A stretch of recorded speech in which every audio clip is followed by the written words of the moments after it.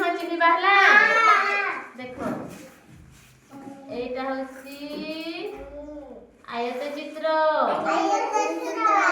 এটা হচ্ছে বর্গ চিত্র এটা হচ্ছে বৃত্ত চিত্র এটা হচ্ছে অধাবৃত্ত এটা